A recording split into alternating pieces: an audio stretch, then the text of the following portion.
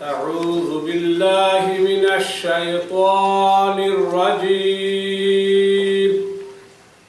بسم الله الرحمن الرحيم. والله الذي لا إله إلا هو عالم الغيب والشهادة هو الرحمن الرحيم. هو الله الذي لا إله إلا هو الملك القدوس السلام المؤمن المهيمن العزيز الجبار المتكبر سبحان الله عما يشركون. هو الله الخالق البارئ المصور له الأسماء الحسنى يسبح له ما في السماوات والأرض وهو العزيز الحكيم. صدق الله مولانا العظيم. Jazakallah khair for that. I don't have enough time to do the translation, unfortunately. I'd like to introduce Dr. Dubayan Ahmed, who is the Director General of Islamic Cultural Center. Thank you so much for hosting us. Bismillah ar-Rahman ar-Rahim. Alhamdulillah wa salatu wassalamu ala Rasulullah. Ladies and gentlemen, Your Excellencies, Assalamu alaikum wa rahmatullahi ta'ala wa barakatuh. It's a great privilege, Your Excellencies, to have you here today with us in the Islamic Cultural Center. I'm really so glad. So are my colleagues and of course our directors for this. Because the subject we are going to talk about today is really very, very important. First of all, it's a human issue. It is also a human tragedy which really started long, long time ago. That is the crisis or the tragedy of the Muslims of Rohingya in Myanmar. I remember even when I was a student in university in the early 80s, they took us really on a visit to India and Bangladesh. In that time, those who planned for us to see Bangladesh, in Bangladesh itself, they took us with buses heading south, going to Cox's Bazar, Chittagong. Then in those days we saw the early refugees of the Rohingya in Bangladesh. I still remember really how awful and how really sad the tragedy that is we saw in that time. And what is really bothering everybody around the world now is that the tragedy is still continuing and still going on after all these years. We are now in the 21st century, and many minorities in many countries, actually with democracy, they started and they had really their rights. It's time really now to bring this issue of the Muslims in the Rohingya, of the Muslim of the Rohingya in Myanmar, to bring it not only actually to do more relief works, but to do more relief works, more relief initiatives, but not only that, but also to bring justice. And that's why really we have here justice for Rohingya in the UK. If this justice doesn't or is not initiated and started in the UK, I don't think really it will be easy to start it anywhere else in the world. It's very important in this country, where there are really, the country is well known for regulations, for the voice of law is where the voice of law is really very loud, heard by everybody. And this tragedy really reminds us always about the tragedy of the Muslims during the 90s in Bosnia, tragedy also of the Jews during in the days of the Holocaust in the 30s in Germany and the early 40s. All these things really must be stopped and must be really we have to be against, and voices must be raised really loud against all these atrocities going and happening around the world. For more human rights, for more rights for these refugees, the Muslims of Myanmar, we are here together today to support really this issue and to extend our hand either with donations or with ideas or with initiatives maybe we never thought about. It is really something human where all people come together, not only Muslims but also other people who are not Muslims, and also everybody who believes in justice and believe in equality of the human race and mankind. Thank you very much. Again, I welcome you to the Islamic Cultural Center. Wassalamu alaikum wa rahmatullahi wa barakatuh.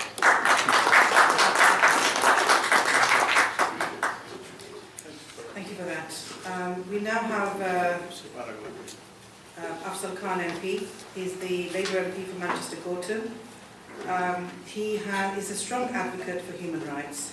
Afzal has visited the Badkhali refugee camps in Bangladesh and has raised the issue of Rohingya refugees multiple times in Parliament. Thank you. Bismillah ar-Rahman ar-Rahim, brothers and sisters, Assalamu alaikum, good evening, salam, shalom, namaste, sasrikar. Can I say it's wonderful to see actually so many people here from different backgrounds and different faiths. Our good friend Dr. Dubayan has covered the key issues. So this is about humanity, and we've also learned how many decades there's been a cycle of violence been going on against Rohingyas. And this is the latest cycle where I've also been, I've seen the terrible situation which exists there. The winter is around the corner as well. You know, me and you will go tonight back home and we'll have all the comfort which we need as humans. They will have none of this. And this is our duty to do whatever we can to alleviate this. And the second point is, at the heart of it is the core problem which we need to resolve. You know, it's not that difficult, the problem. All we need is the will. And that will really, what we need is for the government to sort out this by accepting Rohingya people as full citizens in Myanmar. That's all they need to do, so that they can carry on with their life like anybody else, the rest of 7 billion plus people, how we enjoy it as well. Our government has been doing something to help, but I think we can do a lot more. Me, Simon Lotra, and many other parliamentarians, we have been taking this opportunity in Parliament as well to pile the pressure on the government. Aid is one thing, but we're also a permanent member in the UN. There's a lot more we can do that. We promise you we'll carry on doing this. Let me thank the organizers at last, the wonderful things that they are doing to bring us together. May Allah bless them as well. Keep up the good work, and thank you for inviting me.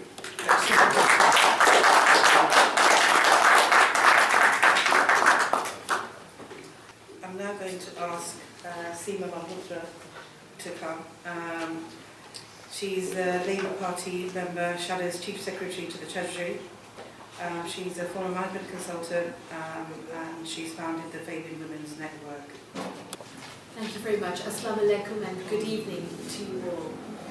I want to say a huge thank you to you and to Dr. Ramsey, to all of the management committee as well for hosting tonight and for keeping this issue high on the agenda. This issue has to be kept high on the parliamentary agenda and on our community agenda. And I'm incredibly honoured also to follow my friend and colleague Afzal Khan MP and others who I know have been wanting to come and may still come this evening. You know, when we think about the scale of this tragedy, 700,000 people having fled destruction of their homes and persecution in the last year, that's an extraordinary number. And when you think about the impact of that, not just on that community, what it's meaning for Burma, what it means for Bangladesh, picking up those pieces, and then the international community needing to respond just to try and put the plaster on those deep wounds. The United Nations described the military offensive in the Rakhine which provoked the exodus as a textbook example of ethnic cleansing. And in so many ways we're still fighting to make sure that the definition of what's happening is the toughest it can be and the most truthful that it can be. A definition that should be genocide, in my view, and where we should be looking at those who are the perpetrators to be held to account in the international Court of Justice. So I want to thank you for tonight, because in keeping this agenda and the focus on those who are suffering day by day, keeping that here in our communities in London, is helping keep our communities connected with our Parliament, and helping keep our Parliament connected with other parliaments, and with those international courts as well. I wanted to share a few words that Jeremy Corbyn had said at Labour conference, because I think they spoke to all of us. He said, "Sometimes our hopes can be betrayed. Many of us campaigned for the release of Aung San Suu Kyi, imprisoned by the Myanmar military for fighting for democracy. We also welcomed her into Parliament when she spoke and addressed both houses of Parliament." But he went on to say, "Today, the Myanmar military government, which Aung San Suu Kyi nominally leads, stands accused of these grave atrocities against the Rohingya people. Nearly 1 million having fled to neighbouring Bangladesh, and women and girls in particular, facing that appalling violence. And that's why we demand that the Myanmar government end its horrific ethnic cleansing and allow the Rohingya to rebuild their communities and their lives." Now, we couldn't ask for anything else. And when you think about that number, to me it's staggering, because when you think about the international aid that's gone into providing the basics in shelter, in food, in medicine, it shouldn't have had to do that. It should have been going to humanitarian disasters, not human-made disasters, with man and against man, and with a man-made atrocity of this kind, seeing so many suffering, so many who should not be suffering, who should be able to live their lives in peace. And we have to stand up for a return to a time when everybody can and should be living their lives in peace with each other, in peace with their neighbours, and nations at peace with each other. So we have to hold that ideal, because if we don't campaign for that ideal in the work that we do as citizens and as parliamentarians, we aren't playing our part in trying to see a better world.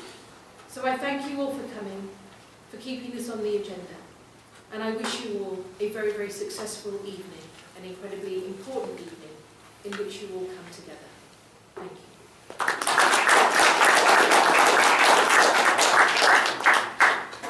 That's wonderful, both from Afzal Khan MP and Siba Mahbubta for taking the time out to come and talk.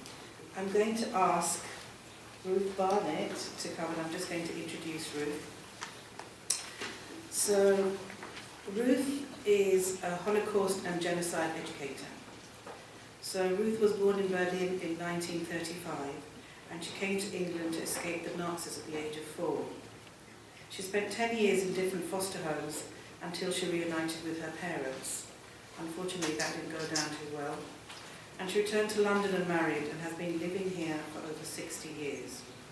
She has been a teacher, a psychotherapist, and has been a writer for 15 years, challenging young people to think widely and challenge injustice. I wouldn't be here if I hadn't been rescued from the Nazis.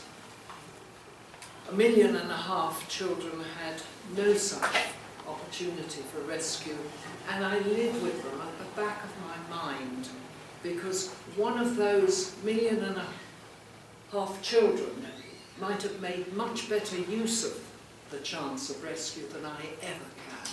That is why I try to wake people up out of apathy, indifference, denial.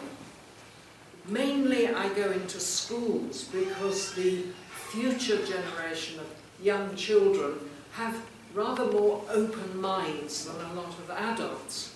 And if we can get a generation of children to think for themselves, to question everything, to challenge, but respectfully, not aggressively, we can get change.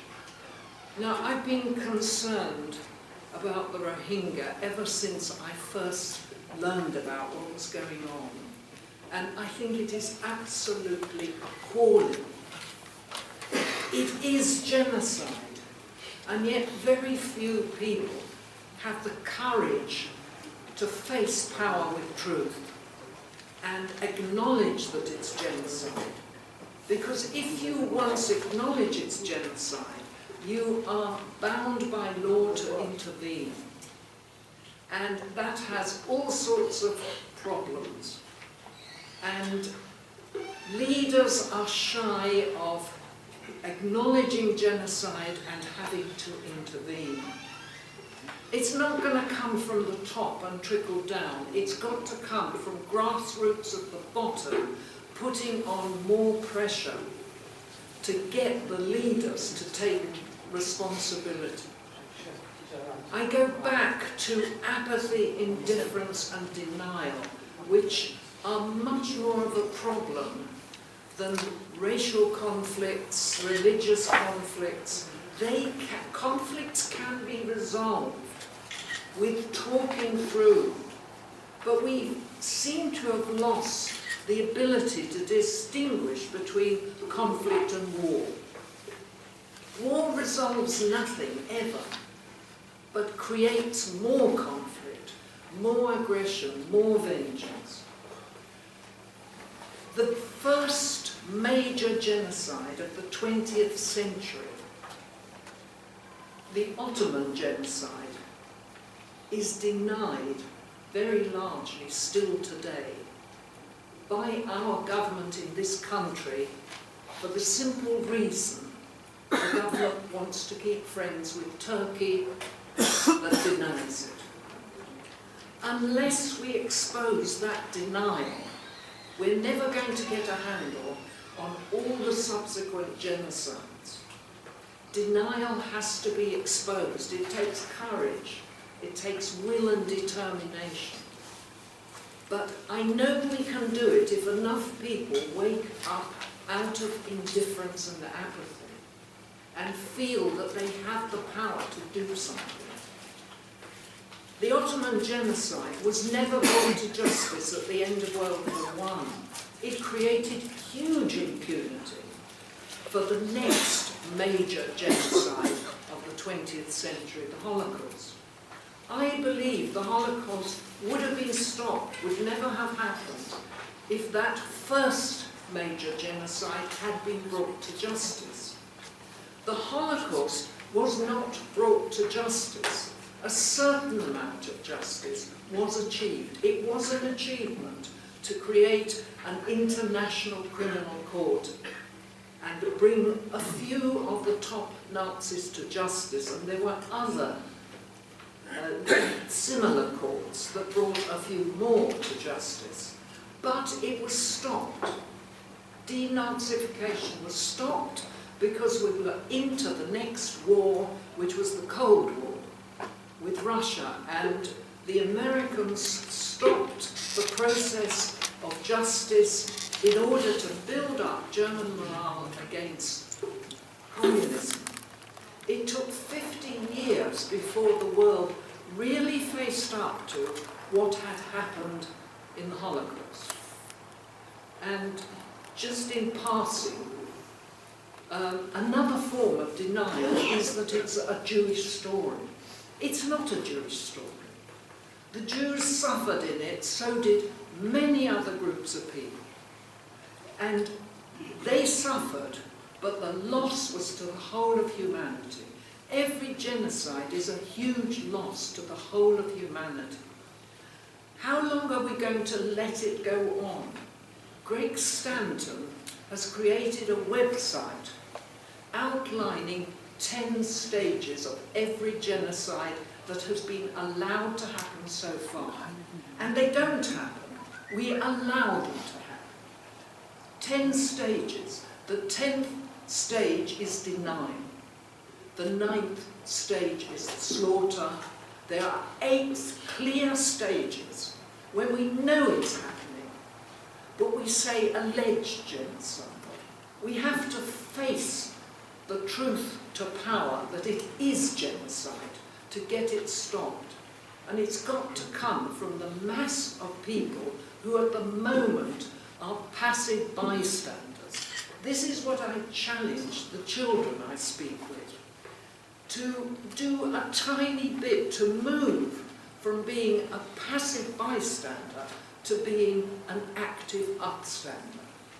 Commemoration and learning about genocide cannot be narrowly focused on just the Holocaust.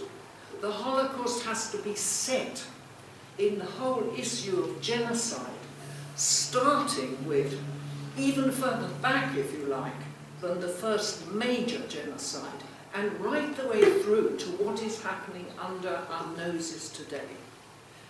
I think I've probably used up my 5 minutes. I could go on for an hour or two, but that's not fair. Just a word about justice. There are so many concepts that we don't discriminate between them. Concept of justice and punishment. In my view, punishment is not justice. It's usually revenge. State-organised revenge in the penal system. That's my view, and I'll stand by it. I see justice as exposing what has been a crime. And we need to expose the crime of genocide by going backwards and exposing everyone that has been, in order to be able to see where we are now and expose it going on as it is now. Thank you for this. Robin Marsh, he's one of our directors for J4R UK. He's also a director for the Universal Peace Federation, and he's been involved in peace and human rights activities for the last 20 years. He's worked on various issues, often in partnership with other groups, including conflict, prevention of sexual violence in conflict, genocide awareness, and inter-community cohesion. So Robin is going to come and talk a little bit about the actual organisation. Good evening.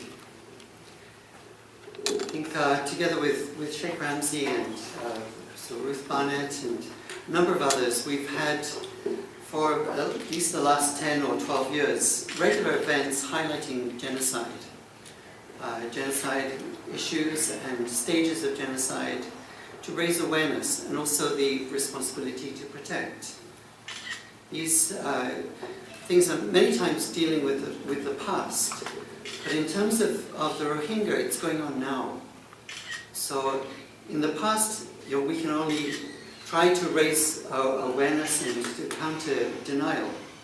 But for what's happening now, we also have responsibility because we're alive and we can work and campaign and raise awareness and I think direct public opinion and also gather evidence. These are things that are happening now. The Rwanda, for example, happened some time ago, and there was much regret in the worldwide community that we didn't do more. But these things that are happening now, so that I commend Sheikh Ramsey for really being so passionate about this. And because of his passion, he's created this organization. And we've come along to support. And I think bringing our various networks together, then we wanted to raise awareness, first of all, to keep it in the public eye, but then to raise this issue of accountability by creating the structure by which we can gather evidence. So finding a means and a way, a method to have accountability for what's going on now. If that is becoming obvious that we are gathering the evidence of accountability, then maybe some of the generals, some of the people who are perpetrating this currently will be very nervous about their future. So this is why we've come together this evening, but we will be having many other subsequent meetings. So I would like to ask you all to come to us, one of us who have these badge, and if you would like to be part of this program, we would like to help us in the future, please get in touch with us. So please take the There's some sheets on your seats. And please be in contact and be on our mailing list. Thank you very much. Councillor Liaquat Ali is a Labour Party member in the constituency of Waltham Forest. He's also chairman of the British Muslim Mayors Association of UK, and he was the mayor of Waltham Forest in 2007-2008. Bismillahir Rahmanir Rahim. First of all, I really want to thank you for the invitation, and certainly the amount of work that you do, Justice for Rohingya Group, and really it's really important subject here tonight, and all that speaking about the Rohingya, what tragic things are that's happening up there. I certainly call it a genocide, ethnic cleansing in there, and certainly over the years what's happening, certainly last year with another 700,000 Rohingya communities being displaced from their homes, and through what they've gone through with all the sexual abuse, violence, the villages being burnt down, and it's time that the international community takes some notice and put some pressure on the government of Burma to honor their commitment, the commitment that they said that these people would be allowed to go back, but that was quite a few months back, but nothing's happening on that basis, and I can't really see anybody that's really gone back from the camps that were set up in Bangladesh. And it's really important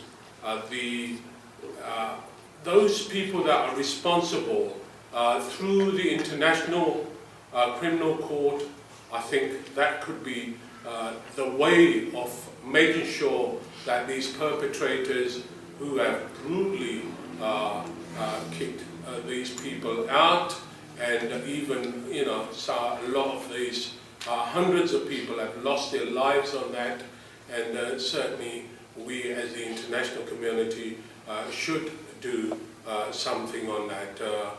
Certainly the United government, United Kingdom government needs to, but the United Nations and all, and United States of America needs to take some action on this, because it certainly is the biggest genocide of this century.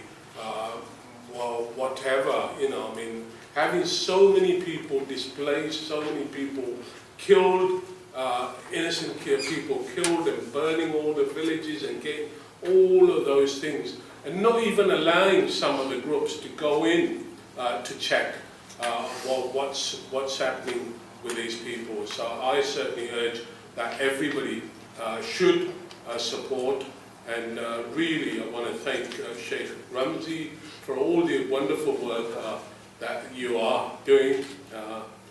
We all even took a delegation together. We went to see United States of America when we were together talking about Rohingya. But it is really important that everybody is on seeing such a diverse field of people here, and the mosque certainly do a wonderful, wonderful job in getting people together. Once again, thank you for the invitation. Keep up the wonderful work that you are doing, and all this support. We certainly need to bring justice for Rohingya community. Thank you.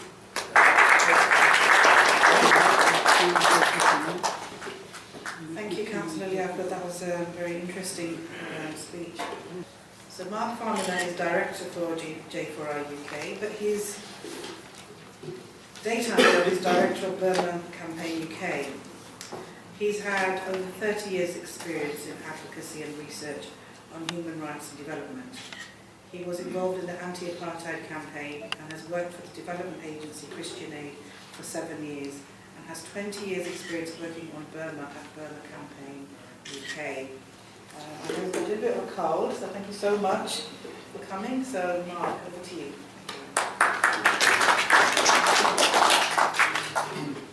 We've heard today speakers describe what's happened to the Rohingya Muslims of Burma as ethnic cleansing, as genocide.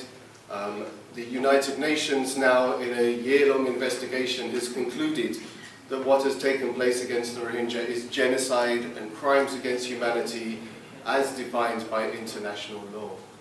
And that this is not new, what's happened to the Rohingya. They have faced decades of persecution, and that persecution has got worse and worse, and particularly began to escalate in 2012. We saw a gradual increase of repression from the military-backed government there, and when Aung San Suu Kyi's government took over, she only controls part of the government. It's a hybrid system in Burma. Part of the government is controlled by the military still, the military are independent, and Aung San Suu Kyi controls other parts of the government. But when she took over, she didn't change any of the policies that she could have changed towards the Rohingya. And she carried on with the discriminatory laws and policies that were already in place from the previous military regime. But what we're talking about is a dual policy that the military and then Aung San Suu Kyi's government has had in place for decades of trying to drive the Rohingya out of the country using deliberate impoverishment, making everyday life for them so miserable, making it very hard for them to conduct business, to farm, to travel, to trade, depriving them of basic infrastructure, healthcare, education and other services, keeping them poor on the one hand, and then human rights violations on the other. So forced labour, restrictions on their freedom to marry, denial of citizenship. But that changed from 2012. They began to escalate those policies dramatically until we came to the situation that we saw last year when the military, for the first time, conducted a large-scale military campaign that drove 700,000 Rohingya out of the country. Now, there had been smaller scales. In 1990s, they drove 250,000 out, but they had never undertaken a military operation on this scale to drive this many Rohingya out of the country. And the question no one asks is, why now?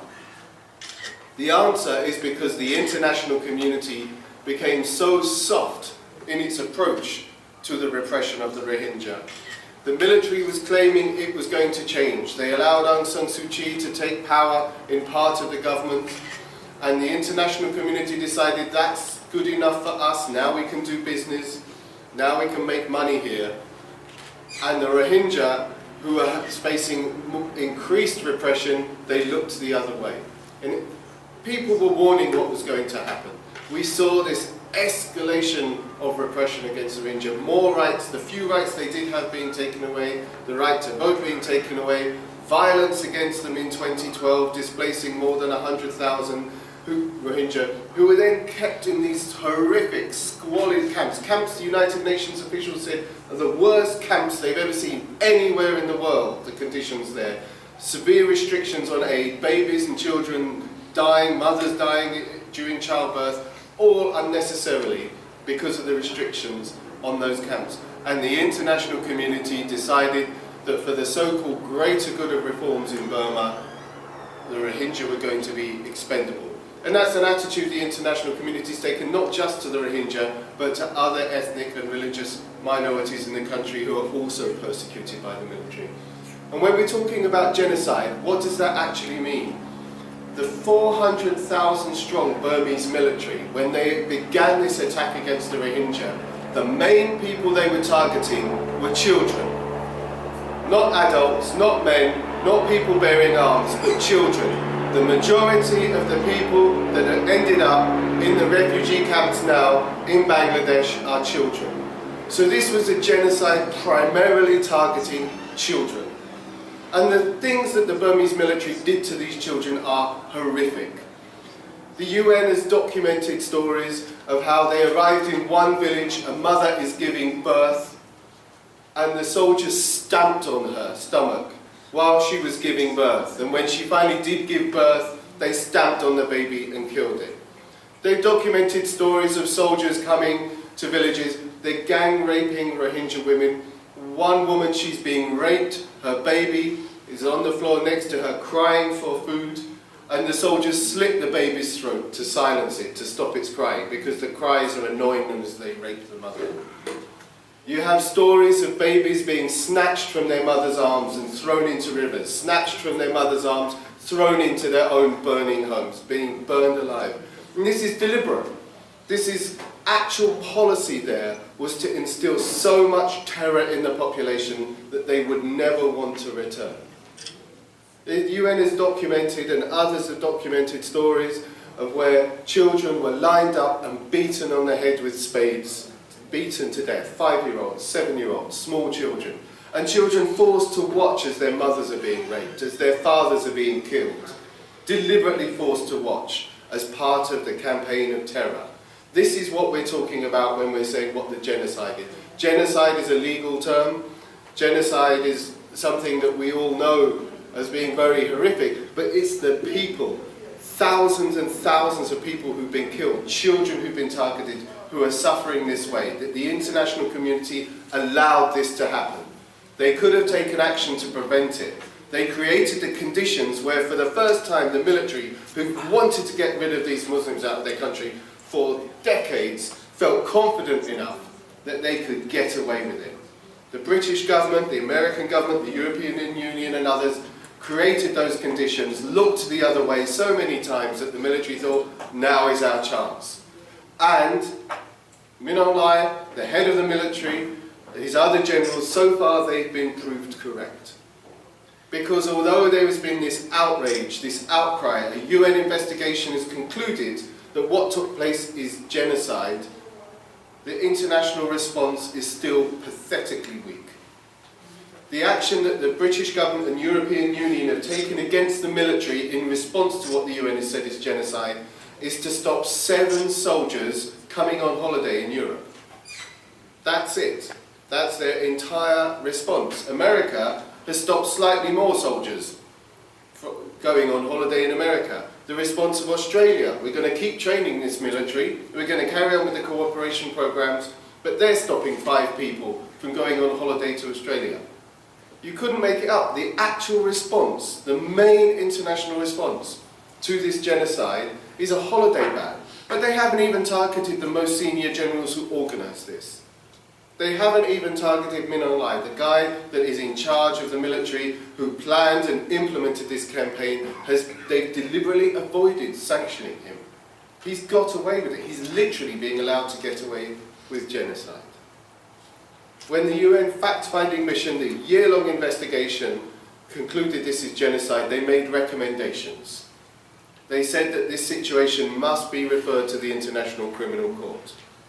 And Britain is the pen holder. They officially have the lead. It's their job at the UN Security Council to lead on Burma. And the UN Security Council need to refer the situation to the International Criminal Court. But Britain won't support it. They absolutely refused. We've been pressuring them. Parliament has been pressuring. 160 parliamentarians wrote to Jeremy Hunt saying, you've got to support this. He's still refusing to do so. The UN recommended targeted sanctions on military-controlled businesses because the military make a lot of money. They control lots of companies in Burma. European, American, other companies are doing business with them. We hit them in the pocket. We make them pay a price. That's going to hurt. But so far, the EU, no other country has implemented any of these kind of targeted sanctions on the military or their businesses. The fact-finding mission from the United Nations said there should be a global arms embargo. Not one country in the world is supporting it. The fact-finding mission has called for these targeted sanctions and pressures to put pressure on the military because if they get away with what they've done, they're going to do it again. There's still 500,000 Rohingya left inside Burma that have not yet been driven out. There's other ethnic groups there that have also suffered decades of persecution, of having their villages burned, their people being raped and killed, their resources stolen. the military will go after them as well if it thinks it can get away with it. And the Rohingya, all they want to do is go home. They want to go to Burma, but not under the present conditions. They know that there needs to be justice, not just because those responsible for such horrific crimes have to be held to account, but because unless there is an end to impunity, unless there is justice, unless the military and others know that if they do this they will pay a price, they'll do it again. So the Rohingya cannot return home until there is justice for their own safety. And they have no citizenship. Without citizenship, they don't have basic rights. And the international community is not putting pressure on Aung San Suu Kyi, who in this case, she has the power here. She can give the Rohingya citizenship. She controls a parliamentary majority. She can pass a law anytime the Rohingya will get citizenship, and she's refusing to do so. They're still supporting her government instead of pressuring her. So these are essential steps that need to happen to make sure that the Rohingya can one day return home. And the international community is not acting on them. So that's why we need Justice for Rohingya and other organisations working for the Rohingya, because the international community is not going to do it unless we force them to do it. So we're going to be putting pressure on the British government, on the rest of the international community to do their job, to make sure that there is justice and accountability, that they take steps to protect the Rohingya and make sure that they get citizenship. And where they're failing, we're going to take these military to the courts ourselves. Where there is opportunities in different countries to prosecute them in national courts, we will do that. That's why we have our legal expert here at the end of the day. We're going to take them to court. We're going to put these generals on trial. We want to see them in jail where they belong at the end of the day. We're going to take these actions, but we need your support to do it. Because you can see the people here in this room, most people in this country, around the world, they don't know what's going on. They don't care what's going on. You've turned up here tonight, you've given up your evening to find out what's going on because you care about what's going on. And we need you to support us. We need to make sure that when you leave this room, you carry on supporting us financially, with your time, in any way you can, because if you don't do it, nobody else is going to do it. There isn't anyone else that's going to suddenly magically appear. People have been trying to build support for the Rohingya for decades.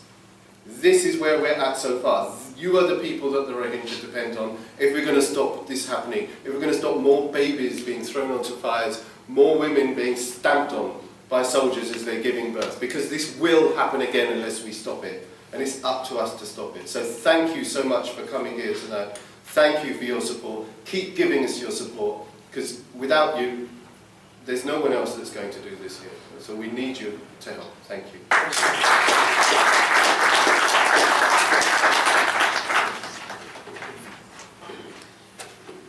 Thank you, Mark. That was such a harrowing story. I mean, when I was listening to that, it's just absolutely horrendous. You know, Allah Ta'ala brings people for a reason, and you're all here for a reason. You know, you've been brought here, you've given up your time. So please, you know, these are not just incidents. This is real. You know, we're parents, we have children, and we have to think about if anything like this happened to us. And, you know, I know that in lots of, I went to Bosnia, and in the genocide they said, look, we had no idea that something was going to happen. So we cannot say that what is happening abroad may not happen here. So we have to be active and help others, inshallah. So, you know, please support us, go out today. It's not about having 60 people here. This 60 people should make 6,000 people here. That's really important. So now I'm going to have Michael Pollock come up. So Michael is a barrister specialising in criminal public and human rights law. He has particular skills in the international aspect of these areas, having experience in submitting communications to the United Nations Special Procedures and Human Rights Council, working on Hague Convention cases. He is also a member of the Foreign and Commonwealth Office Pro Bono panel, set up to promote and protect the human rights of British nationals detained overseas. Michael's interest and experience extends into international criminal law, and he has developed experience in international human rights litigation. Michael. I'm going to talk about a few legal concepts, and it can sometimes make people fall asleep, so I'm going to try to make it as punchy and to the point as possible, but the law is very important for what we're doing. In regards to bringing justice for the Rohingya people. Now, originally the law didn't recognise international crimes. 60 or 70 years ago, the concept started to develop, but before that, there was no such thing as an international crime. People didn't think that crimes were international. As well as ordinary level domestic crimes such as murder, and rape and theft, there is now a concept of an international crime. You've been hearing these mentioned: genocide, crimes against humanity, and war crimes are the key international crimes we'll be looking at. And why are they so important? Well, they are the types of crimes which have shocked the conscience of humanity, so they've been prohibited for all people around the world. What do they mean, though, when we look at these crimes? Genocide has been mentioned a number of times. Now, the Rome Statute says that genocide is any of the following acts committed with intent to destroy, in whole or in part, a national, ethnical, racial or religious group. And that's an important thing about genocide, and that's why many people place it at the top of the international crimes, the most serious crime, because of that special intent to destroy a group by your actions. Crimes against humanity, they are crimes committed as part of a widespread or systematic attack directed against the civilian population. Crimes such as murder, extermination, enslavement, or deportation. And now you can see from that definition, these are just not ordinary criminal offences that you hear about every day. These are the most serious offences because they're directed at particular groups and with those aims. War crimes as well apply both to international armed conflicts. Those are conflicts between two states, as well as internal armed conflicts. And it is possible that some of the crimes committed in Myanmar fall under the definition of a non-international armed conflict. Those are the three main areas of international crimes that we will be looking at in regards to the Rohingya people. Now, various agencies have described the crimes in Myanmar which have happened quite recently. The UN Secretary General issued a statement in 2017. He said that what Myanmar had committed was ethnic cleansing. In 2015, an assessment by Yale Law School concluded there was a concerted campaign against Rohingya which could be classified as genocide under international law. The UN High Commission for Refugees has used the term ethnic cleansing, and the United Nations High Commissioner for Human Rights has issued a report, and he says that the crimes which should come before the International Court, in his opinion, were for crimes against humanity, including ethnic cleansing and genocide.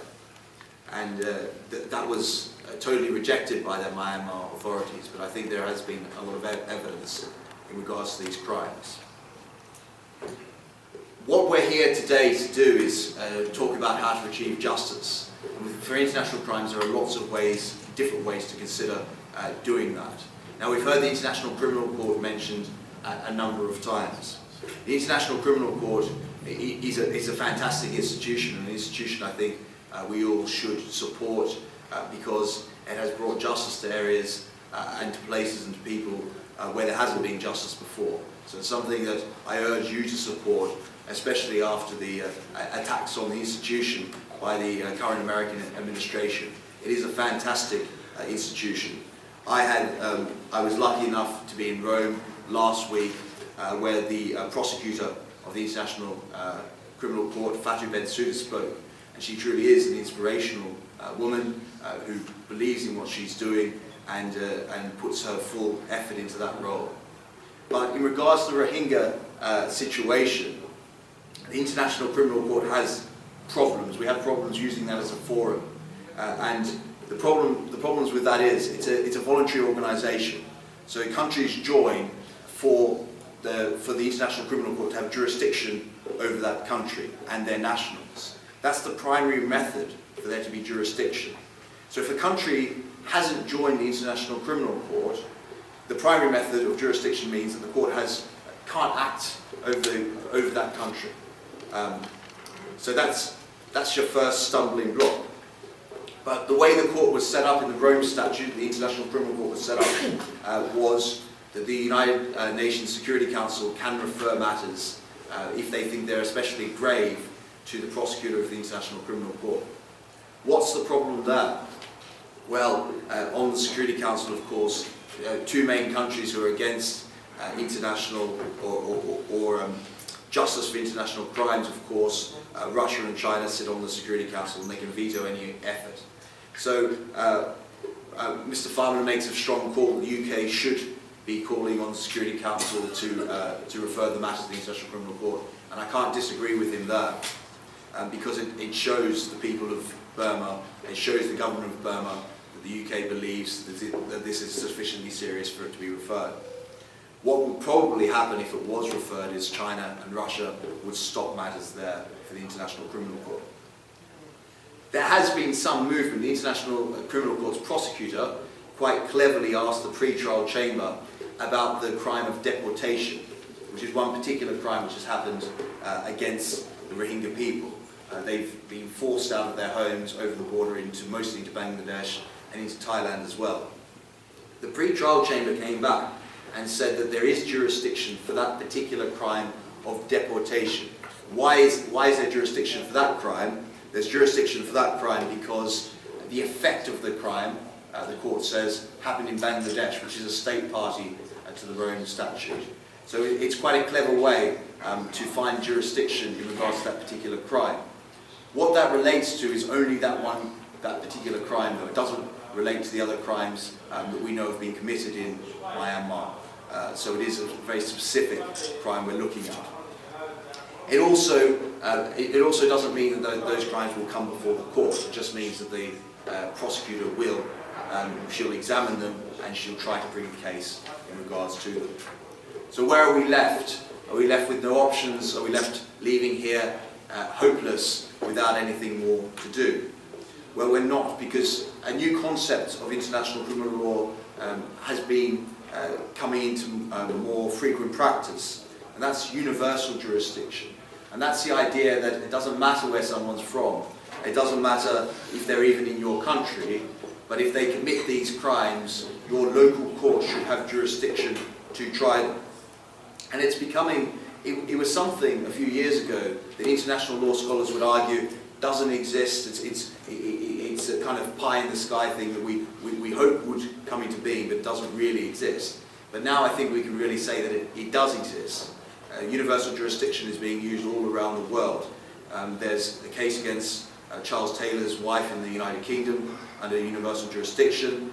There's a United States prosecution of Chucky Taylor, his son. Spanish prosecutions for both. There's a Guatemalan genocide case and the Jesuit priest case, who were killed by 6 Jesuit priests who were killed by the Guatemalan authorities.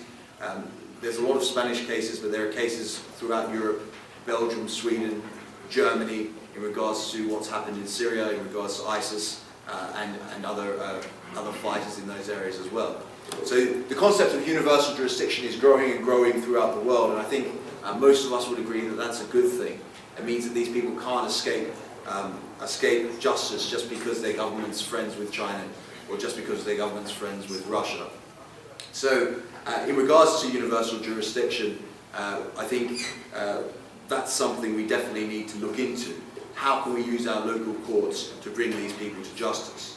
There are provisions for universal jurisdiction in English law, and that's in regards to the Geneva Convention Act, which says that war crimes, it doesn't matter who commits them, but they can be prosecuted in this country. The Criminal Justice Act, which is in regards to torture. So it doesn't matter where somebody is or where they're from, but they can be tried for torture in this country. There's also the International Criminal Court Act in regards to other international crimes, but that's more limited. That's in regards to UK residents. So if someone comes and lives in this country. There have been a number of universal jurisdiction prosecutions in this country in regards to Nepalese generals. We've had, as I mentioned, Charles Taylor's wife as well.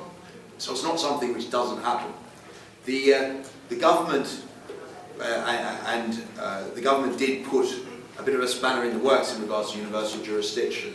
You now need the Attorney General's consent, and you need to begin a private prosecution for a universal jurisdiction case. And you also need the consent of the Director of Public Prosecutions to get an arrest warrant. And the UK government did that because there were a number of attempts to arrest people who the government thought shouldn't be arrested, especially in regards to people from the Israeli administration. That has made things a little bit more difficult under English law, but not impossible. There's no reason, I say, that the Attorney General, in regards to cases against those who've caused these atrocities against Rohingya, would not give that consent. So I say that in English law, there is the opportunity, as well as opportunities throughout Europe and throughout the rest of the world as well. Lots of the South American countries have very strong laws on universal jurisdiction. So what I say to you today is there is hope. We can put together a case in regards to international criminal law. We need your support. Sheikh Ramsey will talk about that further, I believe, at the end. What we will be doing is collecting and preserving evidence. We will be putting together a brief. We will be identifying who's done what and where and what evidence we have. Because in order to prosecute somebody, you don't just need the evidence, you need it to be in the correct format so that you can actually use it. So those are all things we'll need to do in regards to universal jurisdiction and criminal prosecutions. There's also another side to it as well, and that's civil cases to be brought against people involved in what's happening in Rakhine State and the rest of Myanmar as well as looking into companies, British companies, European companies, who are profiting from what's happening there as well. We can attack the problem from different angles to make sure that these people don't get away with making a profit and don't get away with causing these terrible crimes to happen. And I think the law is becoming stronger. With your support, we can bring cases in this country which will not only hopefully bring these perpetrators to justice, but as well as that, it will create precedent for future events. It will mean that in the future people are less ready to get involved in these kind of crimes because they know that they won't get away with them. So I thank you very much, Dr. Al-Dobian. Thank you to Central London Mosque and the committee for putting on this event. I'll be around later. You can come and ask me any questions you like. Thank you for having me. Excellent. That's very good. Thank you very much. Would you like to? Yeah. So we're going to have Sheikh Ramzi come onto stage now. And Sheikh Ramzi is, as we all know, director of J4A, but he's also a missionary and Oxford Imam. Very famous indeed. We all know him, so big round of applause for Sheikh. May Allah bless you and have you in paradise. What we want to do, of course, brother, sister, do not leave because we have a food downstairs. We have it real. Where are you going? There you are going. May Allah bless you. What I would like to say, of course, is very important. I know many people have been sitting down, and of course, for some time and getting stressed for that. Few minutes, and inshallah, we go downstairs. Now, what we have, of course, my brother and sister, we got the justice for Rohingya. 2 years ago, I talked to the head of the United Nations, Antonio Guterres, in front of 1,000 people, 200 diplomats from all over the world was there. I said, Mr. Antonio, I said, what is happening in this world? Are you admitting it is a genocide? He said, I don't know. 2 years ago, before the last genocide happening, I said 2 years ago, I said, are you admitting? Are we seeing another Holocaust happening? And you turn your face away. And everybody tries and whoa, whoa, that's right. He said, I don't know. And later he came and said, can you bring a proposal? Can you give me something which I can take it to United Nations and make a resolution?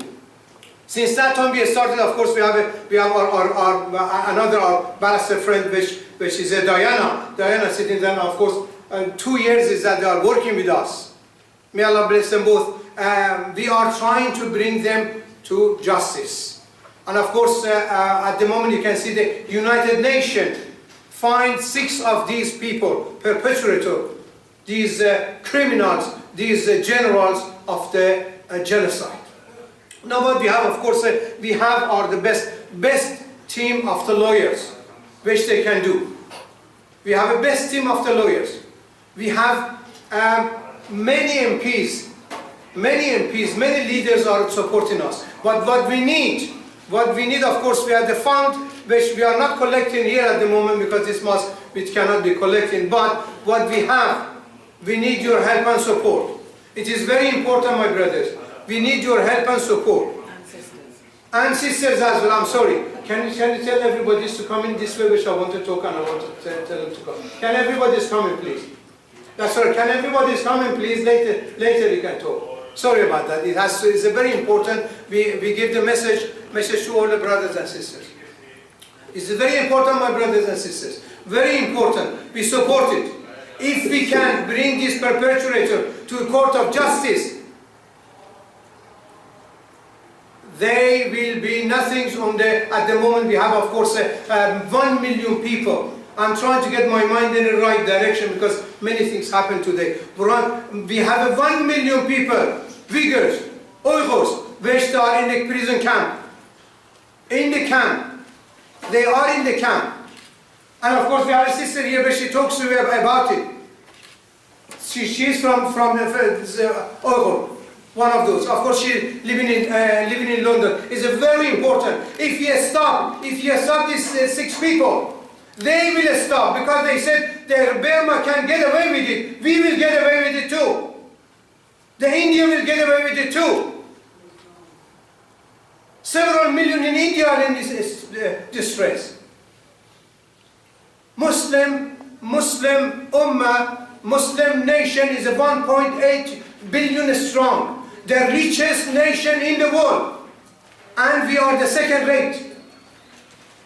Enough is enough, my brothers and sisters. We should get united. Not only Muslim, all we get united. Humanitarian, it cannot be possible. It cannot be possible. You burn, you gang rape, you kill the child, taking the child off the stomach of the mother and stamp on it.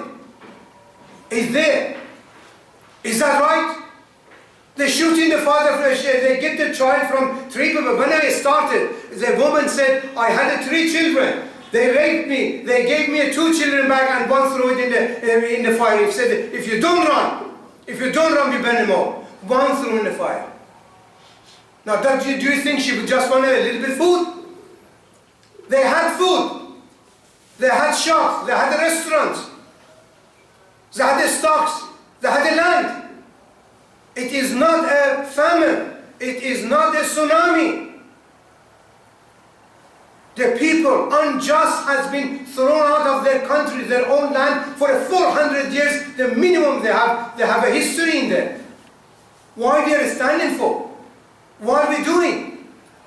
Standing and getting 10 pound here, your brother, and you want to be in top of the paradise as well? Think about it again. Our brothers and sisters said, oh Almighty God, oh Allah, where are your people? Where is your justice? Where is your justice? Allah subhanahu wa ta'ala says, إِن تَنْصُرُ اللَّهِ يَنْصُرُكُمْ إِن تَنْصُرُ اللَّهِ يَنْصُرُكُمْ. If you help Allah, He will help you and make your food fair. Is Allah subhanahu wa ta'ala says, إِنَّ اللَّهَ يَأْمُرُ بِالْعَدْلِ وَالْإِحْسَانِ.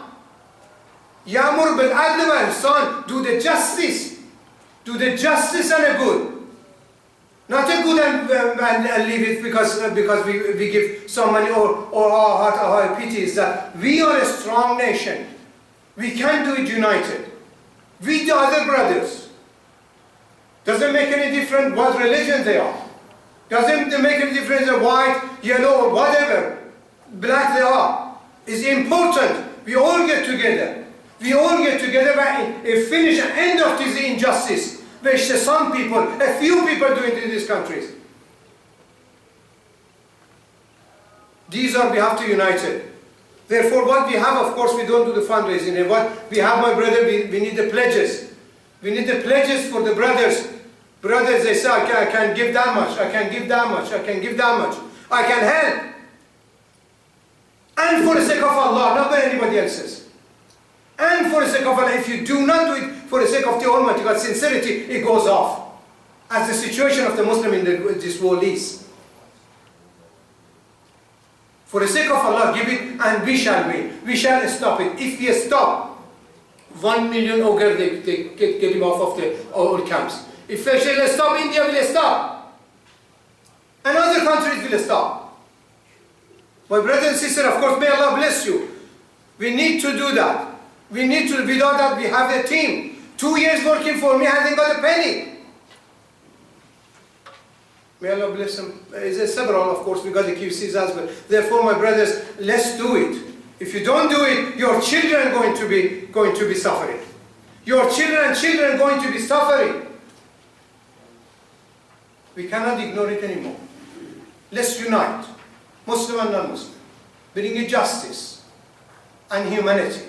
They are human. Doesn't matter if they are poor or rich or colors. Let's see, any brothers wants to do something, let me know.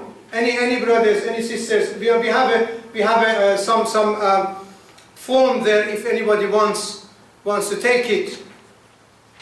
And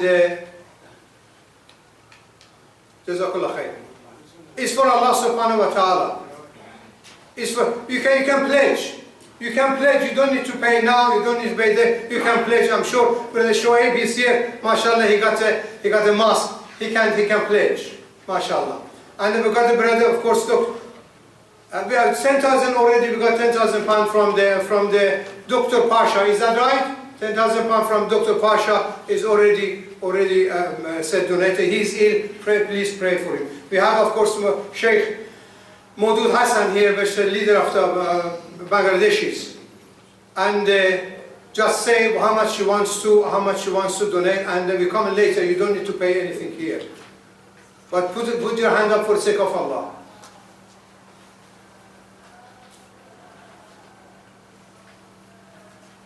Jazakumullah khair. You can, of course, later you can come and tell me, and then behind, and of course we sorted it. I'm sure many brothers already told me which they want to donate. And inshallah, anybody come within the restaurant, we can talk about in the restaurant, not here. May Allah bless you, Jazakumullah khairan. Please remember, and do dua for these people. That does not go away. 500,000 more. Here you have got Mark there. Mark, he's the head of the Burma camp. 500,000 people more is there. They will throw it out within the 6 months or a year. And after that you have to go and pay £500,000, £10 billion for them to stop it now. You want to pay 2-3 billion when they come out? Stop it now. Jazakumullah khairan. Assalamu alaikum.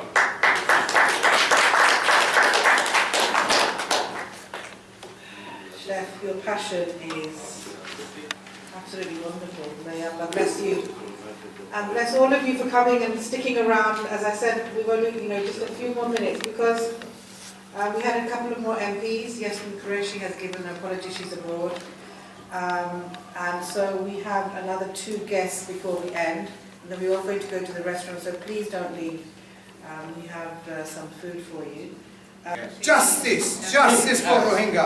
Yes. Justice for Rohingya. Yes. Justice for Rohingya. Yes.